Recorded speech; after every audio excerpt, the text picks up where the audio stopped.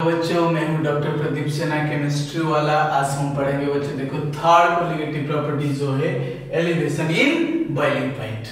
बच्चे देखो elevation in boiling point से जाने से पहले आपको ये पता होना चाहिए कि बॉइलिंग पॉइंट क्या होता है। बहुत सारे बच्चों को ये भी नहीं पता, बल्कि कई बार वो छोटे क्लास से लेकर अभी तक पढ़ते आए हैं, लेकिन बॉइलिंग पॉइंट होती क्या है बच्चे देखो बॉइलिंग पॉइंट।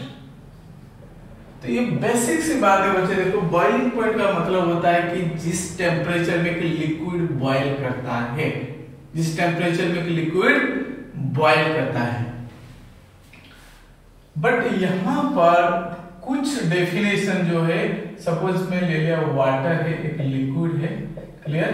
तो यहां सारा पानी पानी पानी पानी भर गया, ठीक है। अब यहां पे मैंने इसको बॉइल किया या टेम्परेचर दिया, ठीक है। और यहाँ पे कितनी टेम्परेचर दूं ताकि लिक्विड सरफेस को छोड़ करके ये ऊपर चला जाए। क्या करें, जो लिक्विड है इस सरफेस को छोड़ करके कहां चला जाए ना, वेपर स्टेट को चला जाए। तो इसलिए अब इसको बॉइलिंग पॉइंट को कैसे डिफाइन करेंगे, the temperature at which vapor pressure of a liquid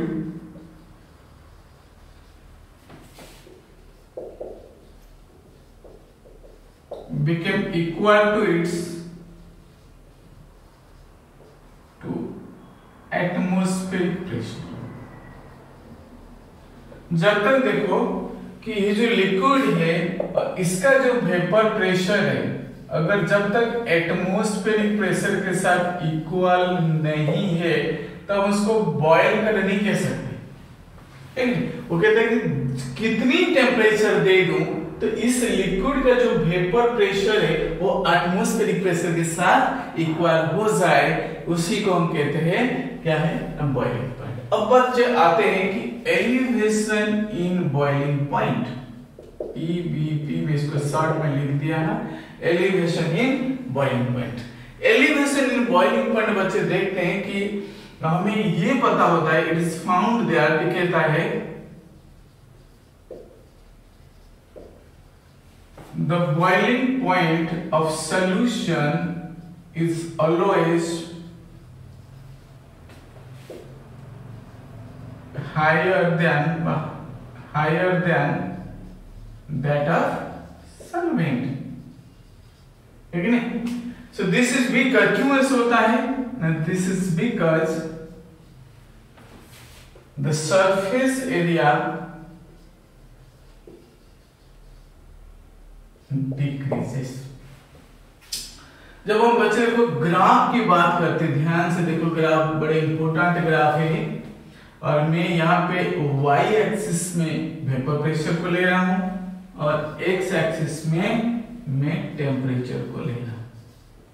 अब देखो ये जो लाइन है ये है एटमॉस्फेयर का लाइन है, एटमॉस्फेरिक प्रेशर का लाइन है, क्लियर।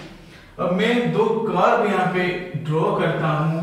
एक जो ऊपर वाला होता है बच्चे देखो सॉल्वेंट है, इसका नाम मैंने AB दे दिया है, ध्यान से देखो। और नीचे वाला जो होता है बच्चे देखो सॉल्यूशन है, उसका नाम मैंने CD दे दिया है। अब जो टेम्परेचर की बात करता हूं, देखो मैं सॉल्वेंट के लिए इसको मैं डिनोट किया T0B, प्योर सॉल्वेंट। सो कितनी टेम्परेचर में प्योर सॉल्वेंट का जो वेपर प्रेशर है वो एटमॉस्फेरिक प्रेशर के साथ इक्वल है। बट अगर उतनी टेम्परेचर में सॉल्यूशन की बात करता हूं तो सॉल्यूशन का वेपर प्रेशर कहां है, नीचे है। अगर इसके वेपर प्रेशर को मुझे एटमॉस्फेरिक प्रेशर के इक्विवेलेंट करना है, मुझे यहां तक लेके आना पड़ेगा, सो दैट इज TB। तो जो डिफरेंस हुआ बच्चे देखो डेल्टा TB, समझ आए। तो इसलिए मुझे टेम्परेचर को राइज करना पड़ा, सॉल्यूशन के लिए मुझे ज्यादा टेम्परेचर देना पड़ा ताकि इसकी जो वेपर प्रेशर एटमॉस्फेरिक प्रेशर के साथ इक्वल हो।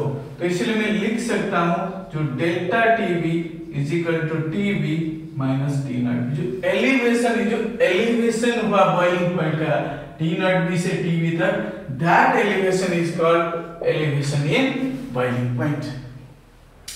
बच्चा अब देखो इसकी जब हम जाएंगे आगे कि एलिवेशन जो सरफेस एरिया सॉल्यूशन का जो कम हो गया है, जिसकी वजह से क्या होगा, प्योर लिक्विड है, ठीक है। अगर मैं इसमें सॉल्यूट डाल दूं यहाँ पे देखो बच्चे, तो यहाँ पे जो सरफेस का जो पार्टिकल में सिर्फ सॉल्वेंट नहीं होगी और सॉल्यूट का भी पार्टिकल आ जाएगा, ठीक है। जो प्योर सॉल्वेंट का था, है कि नहीं, अब प्योर सॉल्वेंट की जगह सॉल्वेंट भी होगा, सॉल्यूट भी होगा, सॉल्वेंट होगा, सॉल्यूट होगा, सॉल्वेंट होगा, सॉल्यूट होगा। तो अगर मैं ऊपर 100 पार्टिकल्स था और 50 हो जाएगा सॉल्यूट और 50 हो जाएगा सॉल्वेंट, है कि नहीं। तो इस वजह से सरफेस एरिया डिक्रीज कर जाती है, तो वेपर प्रेशर भी क्या होता है, कम होती है।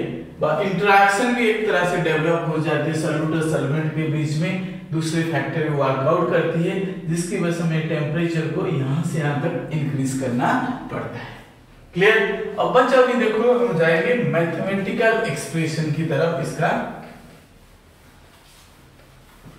एलिवेशन इन बॉइलिंग पॉइंट का मैथमेटिकल एक्सप्रेशन क्या होगी, ये ध्यान रखना। लेकिन मैथमेटिकल एक्सप्रेशन जब हम देखते हैं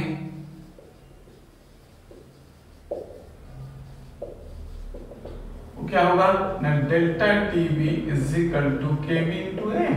तो केबी होता है बच्चे देखो मोलर एलिवेशन कांस्टेंट है, या फिर इसको हम कह सकते हैं इबुलियोस्कोपिक कांस्टेंट है। और जो एम होती है बच्चे यहाँ पे देखो ये मोलालिटी है, स्मॉल एम। अगर इससे हम देखो कि मैं एम को 1 कर दूं, यहाँ मोलालिटी को मैं 1 कर दिया, तो delta TB is equal to KB. So जो केबी का मतलब क्या डेफिनेशन होगी ना, इट इज द व्हाट ना, it is the elevation in boiling point when molality of the solution became 1। अगर इसमें हम मॉलिक्यूलर में पहले बता रखा हूं कैलकुलेशन ऑफ मॉलिक्यूलर मास, जो कोलिगेटिव प्रॉपर्टी हम इसीलिए पढ़ते हैं कि मॉलिक्यूलर मास को हम कैलकुलेट करना है। तो delta TB is equal to KB into molarity की जगह में ये लिख दिया भाई ना 1000 बाय डब्ल्यू इन ग्राम। तो अगर मैं m नॉट को इस साइड को लेके जाऊं बच्चे देखो क्या होगा ना, KB into G into 1000 divided by delta TB into W. तो ये हो गया फार्मूला है, ये इंपॉर्टेंट है और क्योंकि क्वेश्चन तो आता है बोर्ड में, तो इसलिए आपको ध्यान देना है। ये है थर्ड कोलिगेटिव प्रॉपर्टीज है, that is elevation in boiling point है। बच्चे इस चैनल को लाइक सब्सक्राइब शेयर करना नहीं भूलना है और धूम मचा देना है। अगर नेक्स्ट जो कोलिगेटिव प्रॉपर्टी है डिप्रेशन इन फ्रीजिंग पॉइंट है और इसका भी क्वेश्चंस है, इसलिए इस चैनल की जितने भी है कि नहीं वीडियोस आप जरूर है कि नहीं पूरे जो प्लेलिस्ट में है उसको देखना नहीं भूलना है। अपने दोस्तों अपने रिलेटिव तक शेयर करना भी नहीं भूलना है।